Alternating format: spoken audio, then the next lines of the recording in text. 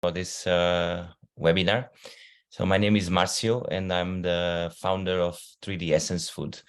So Essence Food born out of a reality that I start facing. So we have launched a company called Fooding, which was the world's first 3D printed restaurant, which allowed us to work with several different kitchens and very high standard chefs, and also hospitality in general. We've been to the all verticals of it, making events where we were introducing the big innovation of 3D food printing.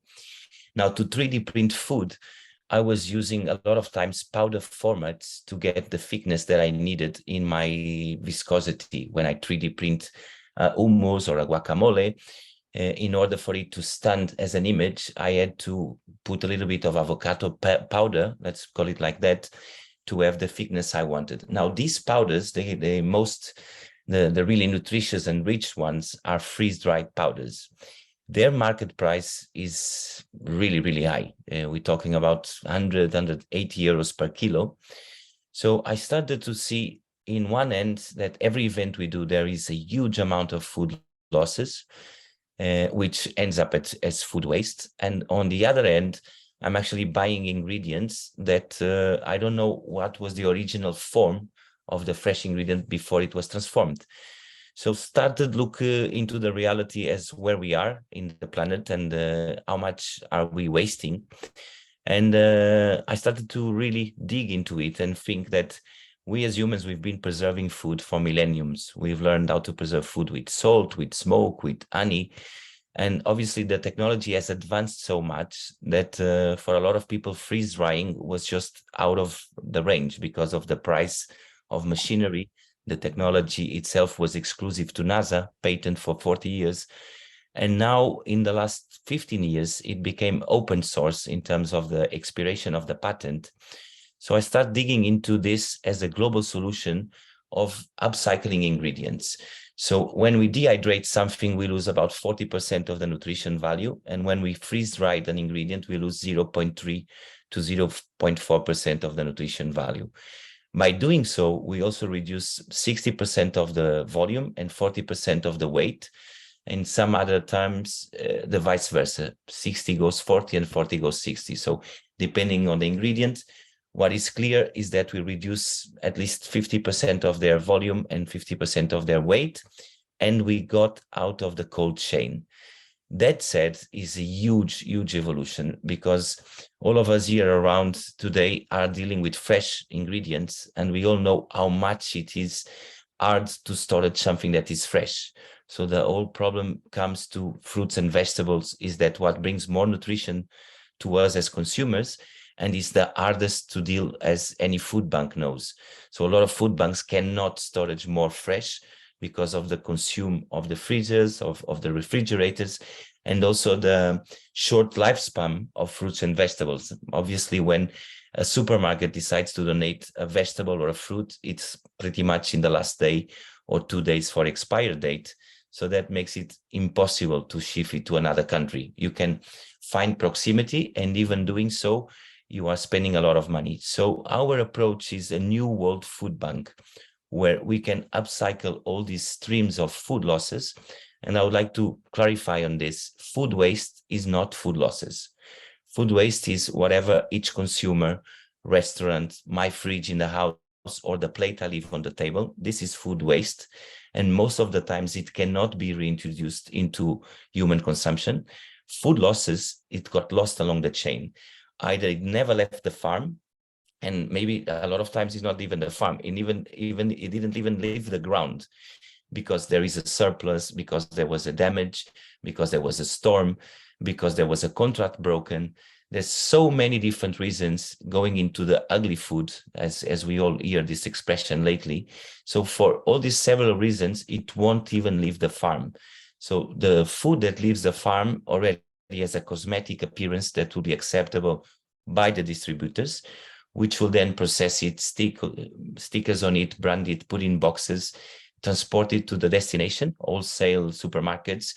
In that process, there's again a huge, huge food loss, talking about 10 to 20%, depending on the global region where you are standing. If you go to Africa, 40%, due to the lack of machinery, storaging, what we have now in the more advantaged countries, they don't have down there. So we started to look into all of this, and we realized that the numbers you gave in the beginning of the presentation are very clarifying. We are throwing away more food than the people in need of food. So how do I link these two? By having a method that is able to really preserve nutrition and reduces the transport costs, and is able to not just send a bag of rice to the ones who most need, which is amazing, and a bag of rice is better than nothing, but how can I enhance a kilo of rice and bring you vitamins, calcium, magnesium, zinc, potassium, whatever you need? I can do that by adding powder format foods. So our freeze-dried products, fruits and vegetables in majority, after we freeze-dry them, we introduce them to the laboratory. So we know we have a digital library right now with all the characteristics of each ingredient. So we know that 1 gram of microgreens, for example, is enough for your gated alliance amount. 1 gram or 2 grams of strawberry in powder, it already brings you the enough vitamin you need to live on a day. So this is what we've been creating from Essence Food. We are a consultancy, first of all. So anyone from farmers to wholesalers to distributors to hotels to restaurants approaches us with their problem, which is food losses. And they want to know how can they upcycle these ingredients. So once we know what they have, what is their daily turnover, we approach them with a solution. It can be a small scale solution starting at 30,000 euros, which they will have a return on investment in 5 months. The machine is paid and they will start to monetize on it. It can go up to machines that process 3 tons. So we have no limit in how to scale up the problem of each of the verticals. We go from farmer, as I said, to not to end consumer, but to end restaurants that have big capacities. We are working with Hilton Hotels, is one of our first clients. That pilot project of 9 months was a huge success. So now we are recovering the food losses of the hotel and making their own amenities. So one of these days when you check in at Hilton and you find a little bag saying, here we are, you will see the QR behind will explain you the whole story of how was this food recovered, but also the transparency behind it. So we get naked in front of the consumer by showing how much energy was needed to process that food. And is it a really green product, or are we just making a lobby out of greenwashing and saying everything is green? Because I believe there's a big difference between upcycling, recycling. It's very good for the planet, but sometimes it's not transparent. So sometimes the upcycling or the recycling is actually making more damage than what we think it is. So I think it's important to show the consumer, what did you spend in your process? How was your product transported? And what is the real impact of CO2 of that, or methane, if you want to call it? So obviously for each ton that we recover, there's a huge impact, especially because we also recover the water. So in one end, we are processing food into upcycling ingredients, and we're talking about fruits and veg that die in 3 to 7 days. And we increase the date of expire, becomes 2 years, up to 20 years, depending on the packaging you want to use. By doing so, we are retaining all the water that contain those fruits and vegetables. So for every cycle we do in the machine, we're recovering in a small machine that fits 26 kilos of fresh fruits, we recover about 15 liters of water. Now, depending where you are in the world again, that water can be a very valid resource or a not so valid resource. I'll give you an example. We have some factory in Galicia, which rains 200 days per year. That for them is like they really don't know what to do with the water. Is for irrigation, they don't need it. So I gave them an idea. Why don't you use it as a vaporizer? So you can take strawberry water and disperse it in your factory, and then it's smelling really well of strawberries.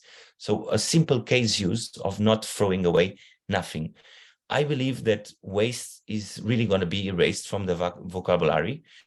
As we evolve as humans, we will not tolerate this world of waste. We will understand that everything has a second life. And more important, if it doesn't, then we should not manufacture it, because there's no other way around making a more sustainable world than understanding how was it made and how does it arrive to me as a consumer. And when I take this as food, my My concern is it just bringing me nutrition, but what is the price for the planet when I'm eating these 100 grams of vitamins or of protein? What is the price for the planet? Is it, putting a very small example, is it green, red, or yellow? So red will be, okay, it's feeding me, it's bringing me nutrition, but damaging the planet. Yellow will be neutral, and green will be that I still have the nutrition, but I'm actually not damaging anything. That means I will leave a green path for the ones who come after. So we have been taking care of the planet as I need it, I take it, I use it, I throw it. And that is not leaving space for new generations. And I rather leave, I have 3 kids, I rather leave them a green planet and a park for them to play than a wealth house and a car, and they have to go outside with masks. For me, the reality is really there that we together can collaborate and stop competing and really see the end result as part of us achieving all a better process. And this is what we try to do with Essence Food. I would love to be a charity. And the idea of being a charity was my first idea of creating this company. But then I realized that as a charity, I could not scale up as fast as bringing benefit to the all players that are in the industry. Why? Because we live in a capitalism society. Either we want it or not, capitalism rules behind every principle. So if you tell people that you're doing value, they will probably donate you something. But if you tell people they can make money, they will donate you a lot because they are making revenue on top of it. So this is our approach, that in every vertical, we're bringing value because it's a capitalist system, as I say, but we always looking into the layer behind it. How can I bring this to the other side of the world, to Africa, to Asia, to the ones who really, really need it? So I see a lot of people in Europe, and not discriminating anyone, that have very poor life standards, but wait until we travel to Africa. Then we'll understand, like, oof, actually, this wasn't so bad in Europe. And the reality is really there, that we live in a global planet, that we are aware of what we see, but the truth reality is that in other parts of the world, they have zero to nothing. And this is the people that once we scale up, I would like to really reach with this powder format food. So we have some calculations that with 5 grams of powder, we can enhance a kilo of rice. And when I say enhance, I mean we can stop an anemia in 28 days. We can stop a diarrhea in 2 days. And I'm telling you about the 2 causes of death that are mainly related to poverty: anemia and diarrhea. We can do that by introducing a combination of powders that are lab tested, no adulterants, no preservatives, nothing. It's raw fruits and veg, can be from organic, it can be from processed in large scale without organic. But what we assure is that the nutrition is there inside. We are partnering with very big companies such as BlendUp to start to bring our hubs in a larger scale where the factories of BlendUp are. So BlendUp processes powder foods into recipes, and we want to start with what we can bring as a company as donations to make the first packages. And the first project is called the Smart Biscuit. So the Smart Biscuit will be available in every school in the world as we want, where kids have no access to food. Education is a pillar for change. And how can I study if I don't have nutrition? So every kid that goes to a school in Africa, which is already a privilege, if they can attend school in a lot of rural areas, is private from nutrition. So he cannot focus. He has very bad memory. And this is not me saying. There are studies of the same professor, the same method teaching in Italy, and then he went to teach in Africa, and the results are totally different. And it's not because they have less capacity, it's because they were malnutrition and they could not focus. Their brain was going really, really slow. So our first project will be the Smart Biscuit, where we want to contain everything you need in a biscuit for you to be able to learn, to have education, and then you can really correlate with what is the environment. Because if you're private of this, it's going to be very, very hard for you to make a change. So Essence Food is focusing, I would say, B2B, B2C, but more than anything, I will tell you what I like, age to age, which is human to human. I believe behind every company, there's a human, and at the end of every product, there's a human. So we need to keep this very, very in line, that we are humans making companies to serve humans. But let's not lose what is most important in it, the humanity. And let's stop competing and collaborate. And I'm really happy that to see projects like this, that people are volunteering to help others more like this, and we will be in the perfect planet. I hope it won't take us too long and that the resources are still there and that we can make it together. So I could go on and on and on. I don't know if I'm taking too long in the presentation or if I have a few more minutes.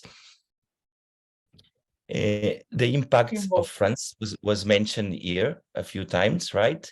So France is a very strong example in terms of stopping food losses.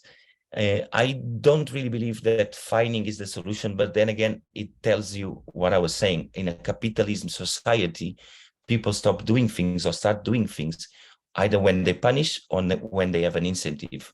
And this is where we want to approach the problem, by telling people that you can have a revenue from your food losses, and from part of that you can donate for World Food Banks. So thank you so much for having me here, and happy to answer any of your questions. Thank you so much, Marcio. What a presentation again. So I think now we will have just 5 minutes bio break, and then everybody please stay, and then we start the Q&A, and we kick it off with some visual graphics from Anna. Okay, so 5 minutes, and we are back. Thank you, Marcia. Thanks to all the speakers. It was really, really a pleasure to hear all of these interesting activities that you do.